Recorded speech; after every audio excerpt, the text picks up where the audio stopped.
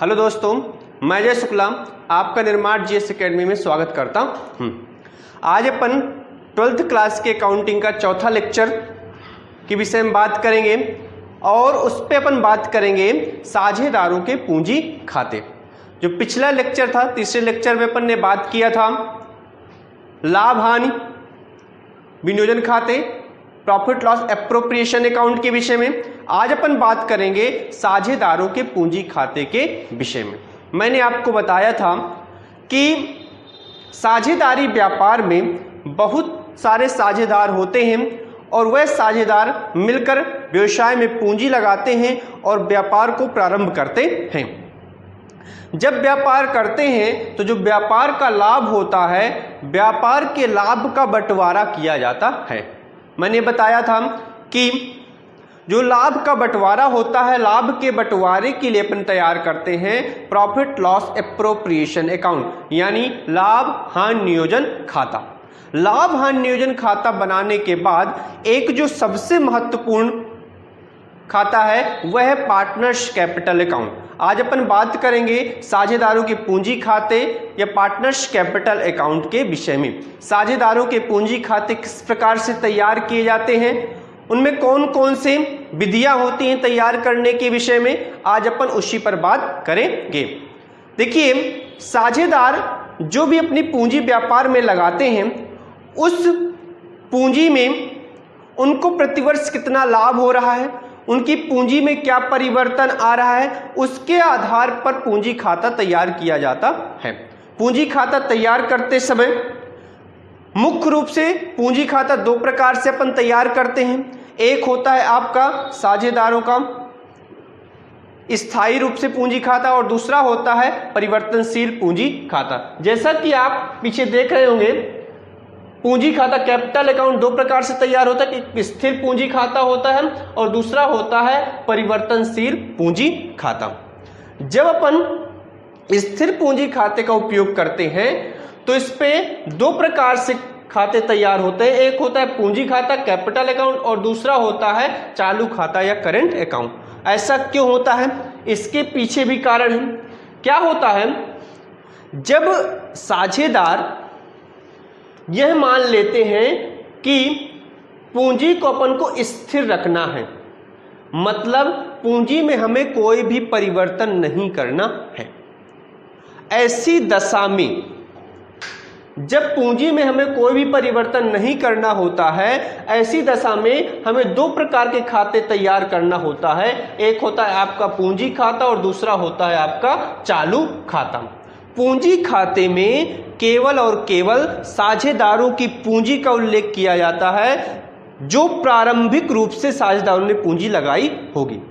यदि बीच में कभी वह अतिरिक्त पूंजी या एडिशनल कैपिटल इंट्रोड्यूस करते हैं या लगाते हैं तो उस दशा में भी इसमें क्या कर दिया जाता है, जोड़ दिया जाता है। और दूसरा होता है चालू खाता। चालू खाता में अन्य सभी मदों का लेखा किया जाता है। जैसा आप लोगों ने प्रॉफिट लॉस एप्रोप्रिएशन अकाउंट में पढ़ा होगा, interest on capital, salary, commission, interest on drawing, इन सभी बातों का लेखा चालू खाते में किया जाता है। यानी मैं अगर आपसे बात करूं, जब स्थिर पूंजी खाते का अपन उपयोग करते हैं फिक्स कैपिटल अकाउंट का, उस दशा में हमें दो प्रकार के खाते तैयार करने पड़ते हैं। एक होता है साझेदारों का पूंजी खाता, दूसरा होता है साझेदारों का चालू खाता। इसी प्रकार से दूसरी विधि होती है परिवर्तनशील पूंजी खाता, फ्लैक्चुएटिंग कैपिटल मेथड। इसमें क्या होता है, जब अपन इस विधि का उपयोग करते हैं तो इस विधि में केवल और केवल अपन एक खाता तैयार करते हैं और उसे कहते हैं कैपिटल अकाउंट। देखिए, अब कई बार यह प्रश्न पूछा जाता है कि स्थिर पूंजी खाते और परिवर्तनशील पूंजी खाते मुख्य रूप से कौन कौन से अंतर होते हैं। देखिए, मैं आपको बता दूं, स्थिर पूंजी खाते में पूंजी हमेशा स्थिर रहती है, उसमें कोई भी परिवर्तन नहीं होता है। लेकिन जो परिवर्तनशील पूंजी खाता होता है, परिवर्तनशील पूंजी खाते में पूंजी परिवर्तित होती रहती है, क्योंकि लाभ या हानि होने की दशा में व्यापार में उसमें परिवर्तन आता रहता है। इसी प्रकार से जो स्थिर पूंजी खाते का शेष होता है वह हमेशा क्रेडिट शेष होता है और जो परिवर्तनशील पूंजी खाते का शेष होता है वह डेबिट या क्रेडिट हो सकता है, लेकिन सामान्यतः क्रेडिट ही रहता है। कभी कभी डेबिट होने की संभावना रहती है जब व्यापार में बहुत अधिक लॉस हो जाता है या बहुत अधिक हानि हो जाती है। अब मैं बात करता हूं, इसमें दो प्रकार से खाते तैयार किए जाते हैं। एक होता है साझेदारों का पूंजी खाता और दूसरा होता है साझेदारों का चालू खाता, कैपिटल अकाउंट। दूसरा होता है आपका करंट अकाउंट। इसके बाद परिवर्तनशील पूंजी खाते में केवल एक प्रकार से खाता तैयार किया जाता है, वो होता है साझेदारों का पूंजी खाता या पार्टनर्स कैपिटल अकाउंट। ये क्वेश्चन बहुत इंपॉर्टेंट है कि स्थिर पूंजी खाते और परिवर्तनशील पूंजी खाते में कौन कौन से अंतर होते हैं। अपन बात करते हैं इसके प्रोफार्मा के विषय में कि किस प्रकार से इसको तैयार किया जाता है। अपन पहले बात करेंगे परिवर्तनशील पूंजी खाते, किस प्रकार का प्रोफार्मा होता है, कौन कौन सी मदों का लेखा किया जाता है। उसके बाद अपन बात करेंगे स्थिर पूंजी खाते का जब हम उपयोग करते हैं तो कौन कौन सी मदों का लेखा किया जाता है। देखिए, अब मैं बात करता हूं स्थिर पूंजी परिवर्तनशील पूंजी खाते के विषय में। परिवर्तनशील पूंजी खाते को जब अपन बनाते हैं तो इसमें केवल एक खाता होता है, वो होता है आपका partners capital account. Partners capital account में कौन कौन सी चीजें लिखी जाती हैं उसको ध्यान से आप लोग देख लीजिए। पार्टनर्स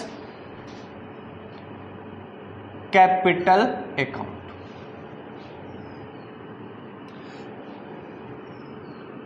अगर मान लीजिए किसी फर्म में दो पार्टनर हैं तो अपन ने दो पार्टनर ले लिए, एक पार्टनर का नाम ए और दूसरे पार्टनर का नाम बी। इसी प्रकार दोनों तरफ ए और बी। ये इसका होता है आपका डेबिट साइड और ये होता है इसका क्रेडिट साइड। यहां पार्टिकुलर और इसके बाद यहां भी पार्टिकुलर। चलिए अब बात करते हैं कौन कौन सी चीजें कहां लिखी जाती हैं। साझेदारों के पूंजी खाते में जो भी प्रॉफिट लॉस एप्रोप्रिएशन अकाउंट के जो भी मदे या आइटम्स डेबिट साइड आएंगी उन सारी आइटम्स को क्रेडिट साइड लिखा जाएगा, और जो भी आइटम्स क्रेडिट साइड आएगी उन आइटम्स को अपन डेबिट साइड लिखेंगे। पर मुख्य रूप से कुछ बातें इस पे और लिखी जाती हैं, जैसे साझेदारों की पूंजी, पार्टनर्स की कैपिटल कितनी कितनी है। तो सबसे पहले अगर हम बात करें तो इस पे लिखते हैं पार्टनर्स की कैपिटल, यहां लिखा जाएगा बाई बैलेंस बीडी, और यहां पास पार्टनर्स की कैपिटल लिख दी जाएगी। इसके बाद यदि पार्टनर्स को इंटरेस्ट ऑन कैपिटल मिलता है तो वह भी लिखा जाएगा। इसके बाद यदि किसी पार्टनर्स को सैलरी मिलती है तो सैलरी भी लिखी जाएगी। यदि किसी पार्टनर्स को कमीशन मिलता है तो उसका भी लेखा किया जाएगा। मैंने आपको बताया कि प्रॉफिट लॉस एप्रोप्रिएशन अकाउंट में जो भी आइटम डेबिट साइड आपको मिलेंगे वो सारे आइटम क्रेडिट साइड इस पे लिखे जाएंगे, क्योंकि जो प्रॉफिट लॉस एप्रोप्रिएशन अकाउंट होता है वह फर्म के उद्देश्य से बनाया जाता है, और जो पार्टनर्स कैपिटल अकाउंट होता है साझेदारों के उद्देश्य से बनाया जाता है।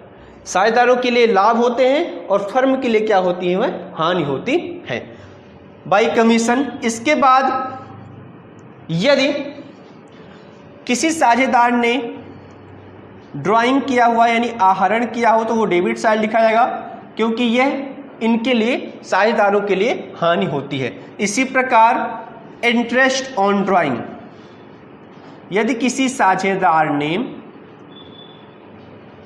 ड्राइंग किया हुआ और उस पर इंटरेस्ट दे रहा है तो डेबिट साइड लिखा जाएगा।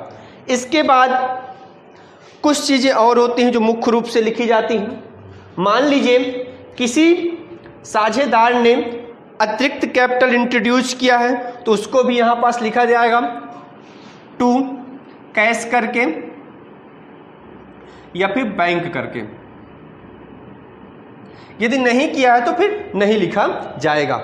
अब मान लीजिए मैं अगर आपसे बात करूं इधर का टोटल अधिक और इधर का टोटल कम आता है, इधर टोटल अधिक और इधर टोटल क्या आता है, कम आता है। तो इसको बैलेंस को मैच करने के लिए अपन उपयोग करेंगे to balance CD, to balance CD, और जो भी बैलेंस आएगा लिख दिया जाएगा। अब मान लीजिए इधर का टोटल अधिक और इधर का कम आता है, तो इसको बैलेंस को मैच करने के लिए अपन लिखेंगे by balance CD, by balance CD। इस प्रकार से जब अपन परिवर्तनशील पूंजी खाते का उपयोग करते हैं, फ्लक्चुएटिंग कैपिटल मेथड का उपयोग करते हैं, तो इसका फॉर्मेट इस प्रकार से तैयार होता है। इसमें केवल एक ही फॉर्मेट बनाते हैं, वो होता है साझेदारों का पूंजी खाता। केवल एक खाता इस पे तैयार किया जाता है। अपन बात करेंगे यदि अपन दूसरी मेथड का उपयोग करते हैं स्थिर पूंजी खाते का, तो उसमें मुख्य रूप से दो खाते तैयार किए जाते हैं। वो कौन कौन से दो खाते होते हैं उनको भी देख लेते हैं। ये आप लोग स्क्रीनशॉट लेके नोट डाउन कर लीजिएगा। अब अपन दूसरे खाते को समझते हैं। देखिए, मैंने बताया था कि जब अपन स्थिर पूंजी खाते मेथड का उपयोग करते हैं तो उस दशा में दो प्रकार के खाते तैयार होते हैं। एक होता है साझेदारों का पूंजी खाता और दूसरा होता है साझेदारों का चालू खाता, पार्टनर्स कैपिटल अकाउंट, और दूसरा होता है आपका बच्चों partners current account, partners current account.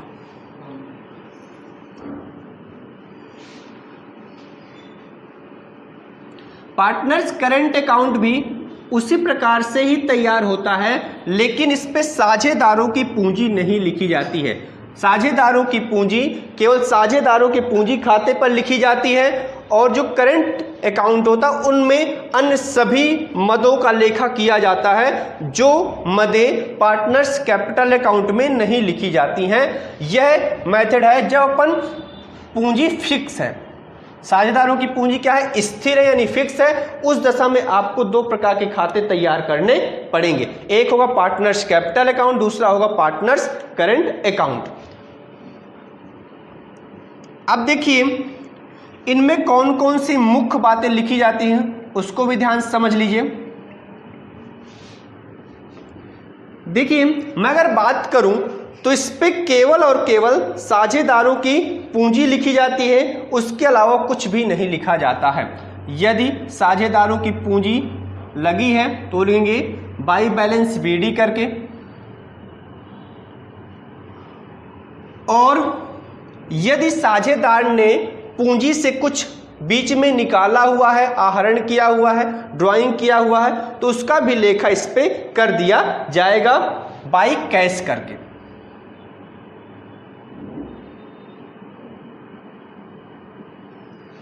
और यदि साझेदार ने अलग से पूंजी लगाई हुई है, उस दशा में एडिशनल कैपिटल इंट्रोड्यूस किया तो एडिशनल कैपिटल, और यदि साझेदार ने पूंजी निकाली हुई है तो लिखेंगे टू कैश अकाउंट या फिर बैंक अकाउंट, कोष्टक में लिख देंगे विड्रॉ। मतलब यदि साझेदार ने बीच में से पूंजी कुछ निकाल लिया है तो उसको लिख दिया जाएगा। इसके बाद बैलेंस को मैच कर देंगे। अन्य कोई भी चीजें इस पे नहीं लिखी जाएंगी, कुछ अन्य कोई भी आइटम इस पे नहीं आएगा। मुख्य रूप से यही आइटम्स आते हैं, और यहां बैलेंस को मैच करने के लिए अपन उपयोग करेंगे टू बैलेंस CD। सॉरी, ये रहा आपका partners capital account. Partners capital account में यदि एडिशनल कैपिटल लगाया हुआ है साझेदार ने तो वो लिख दी जाएगी, और उसकी जो पुरानी कैपिटल है वह लिखी जाएगी। इसके बाद अपन बात करते हैं तो पार्टनर्स करंट अकाउंट में कौन कौन से आइटम्स को लिखेंगे। पार्टनर्स करंट अकाउंट में मुख्य रूप से वह सारे आइटम लिखे जाएंगे जो इस पे नहीं आए। फ्लैक्चुएटिंग कैपिटल मेथड में बताया था परिवर्तनशील पूंजी खाते में, उसमें क्या होता है सारी मदों को एक साथ पार्टनर्स कैपिटल अकाउंट में लिख देते हैं। लेकिन जब अपन फिक्स कैपिटल मेथड यानी स्थिर पूंजी खाते का उपयोग करते हैं तो उस दशा में अपन को दो खाते तैयार करने पड़ते हैं, साझेदारों की पूंजी के लिए अलग और साझेदारों की जो भी प्रॉफिट लॉस का डिस्ट्रीब्यूशन होता है उसके लिए हमें अलग से खाता तैयार करना पड़ता है। इसके बाद इसमें कौन कौन सी मदें आती हैं? इसमें आपका आता है इंटरेस्ट ऑन कैपिटल, इसके बाद बाय सैलरी, यदि किसी साझेदार ने सैलरी मिल रही है तो वो भी लिखी जाएगी। इसके बाद यदि कमीशन किसी साझेदार को मिला है तो वह भी लिखा जाएगा। और यदि किसी साझेदार ने ड्राइंग किया हो तो इंटरेस्ट ऑन ड्राइंग,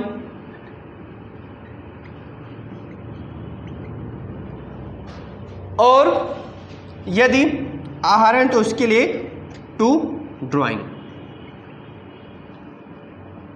मतलब जो आइटम इस पे नहीं आए वह सारे आइटम इस पे लिखे जाएंगे, जो मदे लेखा इस पे नहीं करते इस पे किया जाएगा। इसके बाद अपन बैलेंस को मैच कर देंगे। यदि मान लीजिए इसका टोटल अधिक आता है इस साइड का, तो इधर को बैलेंस मैच करने के लिए अपन लिखेंगे टू बैलेंस CD। और मान लीजिए यदि इधर का टोटल अधिक आता है इधर का कम आता है तो इधर को बैलेंस मैच करने के लिए लेंगे टू बैलेंस CD।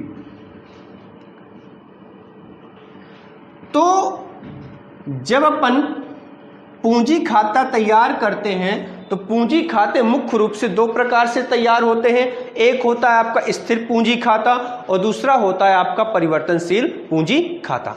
स्थिर पूंजी खाते में क्या होता है, मैंने बताया दो प्रकार के खाते तैयार किए जाते हैं, और जो परिवर्तनशील पूंजी खाता होता है उसमें केवल एक प्रकार से खाता तैयार होता है और वह होता है साझेदारों का पूंजी खाता।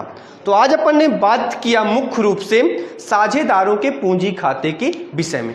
अब अपन आगे जब क्वेश्चंस करेंगे इसके, क्योंकि अब सवाल के जगह पर अपन पहुंच चुके हैं, इसके बाद क्वेश्चन करेंगे तो इसके लिए दोनों चीजों का होना आवश्यक है, प्रॉफिट लॉस एप्रोप्रिएशन अकाउंट और साझेदारों का पूंजी खाता प्रॉफिट पार्टनर्स कैपिटल अकाउंट। दोनों चीजों को सही तरीके से आप लोग रिवाइज कर लिएगा। इसके बाद जब अपन क्वेश्चन करेंगे तो आप लोगों को सही तरीके से समझ में आएगा। तो आज यहीं तक, अगले वीडियो पर अपन क्वेश्चंस को लेंगे। बहुत बहुत धन्यवाद।